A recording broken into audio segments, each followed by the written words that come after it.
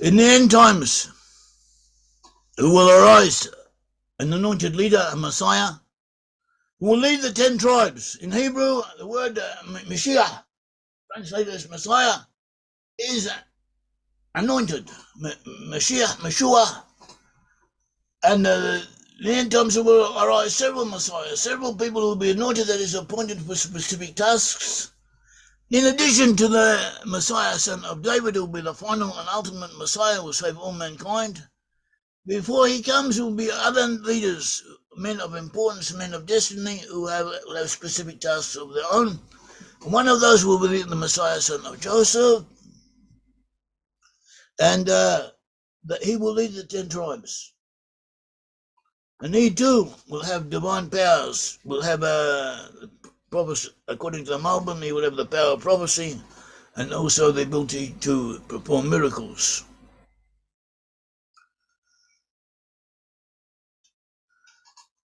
And there are several sources on this, and it comes down to the same thing, that there will be a Messiah, son of David. Before he comes, there will be other Messiahs, other leaders, one of them leading the 10 tribes, or maybe several leading the 10 tribes. We have a source here.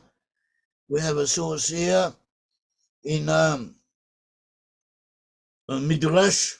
Midrash is a saying attributed to one of the sages, or the Talmud, or someone coeval with them at their time, and having a certain sanctity in its own right.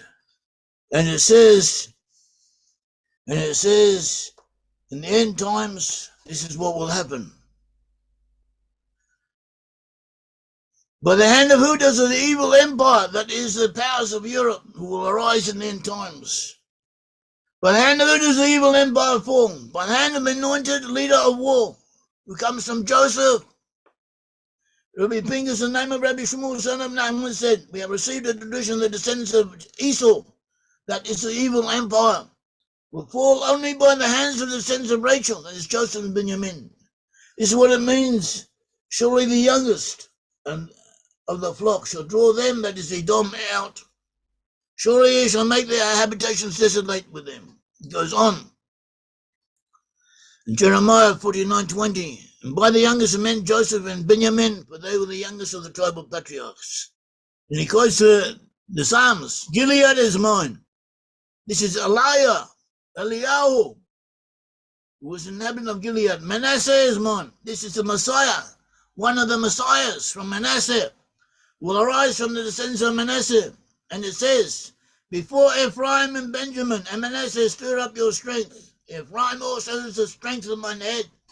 This is an anointed leader from Ephraim, who will come from Ephraim, apparently referring to the Messiah, son of Joseph. And his glory is like the first being of his bull, that representing Joseph. And then it says, Deuteronomy 33:17, Judah is my lawgiver. This is the ultimate redeemer, that is the Messiah, son of David, which is descended from the son of David. And that is what we have, and we have more points of value, and they all come together, and they all lend body and substance to what we have said, and prove it, and explain different aspects concerning it. And we will talk about this at another occasion, God willing. And this is what we have. We should also mention that someone asked me, what is the purpose of all this? We agree with you. We also feel that we descend from those tribes of Israel. We are Israelites by descent. But we can't prove it. So what is it worth?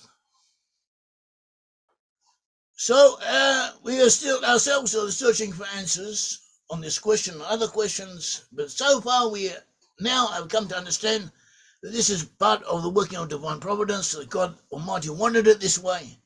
And they wanted this way in order that the distance, the physical and the genealogical distance from those who descended from lost in tribes, and what their forefathers were, the Israelites were, is so great that we need a bridge, a psychological bridge, an emotional bridge. We need to build a bridge back to them. And by doing so, things will become more clear and others will become more convinced of this truth, and more information and insights will become available. And gradually, it will build up a body of evidence and a body of proof and an emotional power that will enable the truth to be accepted by those to whom it is pertinent.